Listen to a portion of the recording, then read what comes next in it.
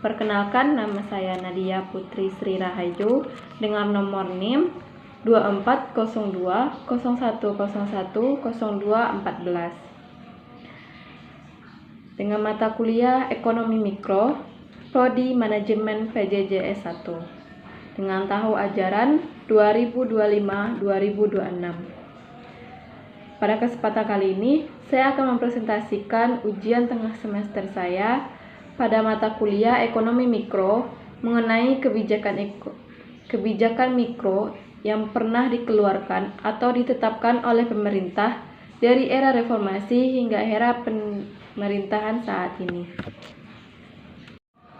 Kebijakan KUR dan tahun penetapan. Kredit Usaha Rakyat atau KUR, kebijakan ini merupakan program pembiayaan bersubsidi atau penjaminan kredit bagi usaha mikro, kecil dan menengah atau disebut dengan UMKM yang produktif namun belum memenuhi persyaratan pembiayaan formal perbankan atau belum bankable. KUR diluncurkan secara resmi 5 November 2007. Implementasi dilakukan melalui bank-bank penyalur dengan dukungan penjaminan pemerintah oleh PT Askrindo dan Perum Jam Krindo.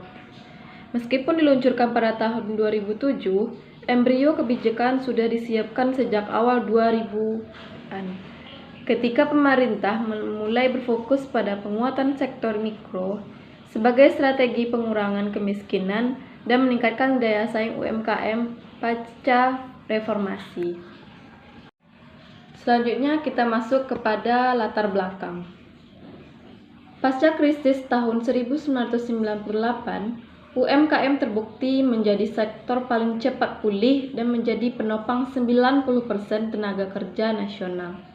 Namun UMKM menghadapi kendala utama yaitu akses pembiayaan yang sangat rendah sehingga sebagian besar UMKM tidak memenuhi syarat bank, anggunan, laporan keuangan, legalitas. Asimetri informasi antara bank dan UMKM.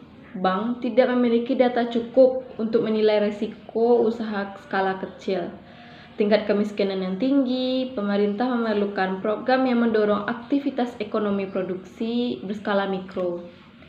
Pembiayaan informal atau lintah darat masih dominan. Bunga pinjaman informal mencapai 10 hingga 30% per bulan. Ini tentu menjadi penghambat perkembangan UMKM. Kondisi ini mendorong pemerintah merancang kebijakan ekonomi mikro berbasis pembiayaan bersubsidi yang kemudian dikenal sebagai KUR. Kemudian selanjutnya kita masuk ke maksud dan tujuan. Maksud dan tujuan yang pertama yaitu untuk mengetahui perkembangan KUR pada era pemerintahan. Kedua, kita menganalisis perubahan pokok yang terkandung dalam kebijakan KUR. Ketiga, menilai dampak kebijakan KUR terhadap pelaku UMKM. Selanjutnya, rumusan masalah. Yang pertama, rumusan 1, siapa saja yang menetapkan KUR pada era pemerintahan? Yang kedua, apa dampak kebijakan KUR terhadap ekonomi nasional? Yang ketiga, apa saja kelemahan dan tantangan dalam implementasi KUR? Selanjutnya, penetapan KUR pada era pemerintahan.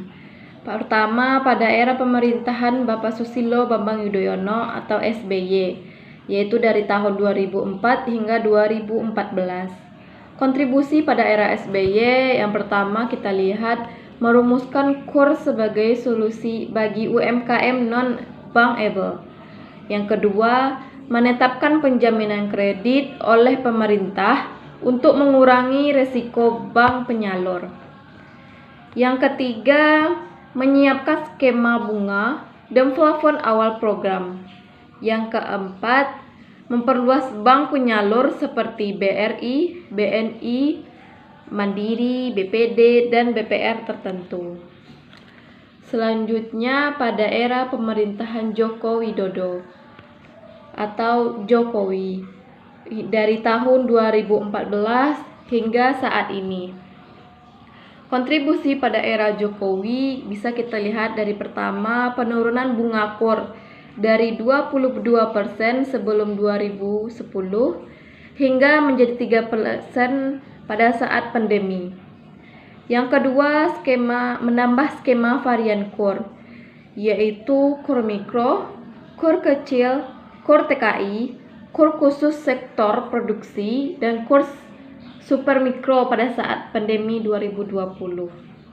Yang ketiga, digitalisasi proses seperti e-form, integrasi dengan NIK, One Data UMKM. Yang keempat, relaksasi KUR saat pandemi. Antara lain, restrukturalisasi, perpanjangan subsidi bunga, dan penundaan pokok. Selanjutnya kita masuk kepada dampak kebijakan KUR terhadap ekonomi nasional. Apa saja dampaknya? Yang pertama bisa kita lihat kepada mendorong pertumbuhan UMKM. Yang kedua, meningkatkan stabilitas ekonomi terutama setelah krisis tahun 1998 dan pandemi. Dampak yang ketiga, mengurangi kemiskinan melalui dukungan modal dan produktif. Dampak yang keempat bisa kita lihat meningkatkan daya saing ekonomi daerah. Selanjutnya kita masuk kepada kelemahan dan tantangan dalam implementasi KUR. Yang pertama bisa kita lihat tantangan struktural. Yang pertama itu kualitas data UMKM yang masih lemah, terutama pada era integrasi NIK. Yang kedua, masalah literasi keuangan. Ini membuat banyaknya UMKM tidak memahami manajemen pinjaman. Ketiga, kredit yang menjadi macet atau NPL dapat meningkat jika tidak disertai pendampingan. Yang kedua, masalah implementasi, yaitu penyaluran belum merata atau terkonsentrasi di Jawa saja. Sektor konsumtif kadang terbawa meski KUR harusnya untuk usaha produktif. Selanjutnya, moral hazard. Sebagian debitur memanfaatkan bunga murah untuk pinjaman berulang tanpa peningkatan usaha. Yang ketiga, ketergantungan pada bank penyalur. Bank cenderung menyalurkan skema atau nasabah yang dianggap lebih aman, bahkan bukan ke yang lebih membutuhkan. Selanjutnya kita masuk ke kesimpulan terakhir. Kredit usaha rakyat atau KUR merupakan kebijakan mikro paling strategis yang pernah dikeluarkan pemerintah Indonesia sejak era reformasi. Program ini memberi akses permodalan kepada jutaan UMKM, mendorong pertumbuhan wirausaha, menahan dampak krisis ekonomi, meningkatkan inklusi keuangan, dan menjadi instrumen penting dalam pembangunan ekonomi berbasis kerakyatan. Walaupun masih kita lihat masih terdapat tantangan, KUR terbukti menjadi fondasi kuat bagi pengembangan UMKM hingga pemerintahan saat ini. Baiklah, sekian hasil presentasi saya. Jika ada kesalahan dan kekurangan, saya mohon maaf. Assalamualaikum warahmatullahi wabarakatuh.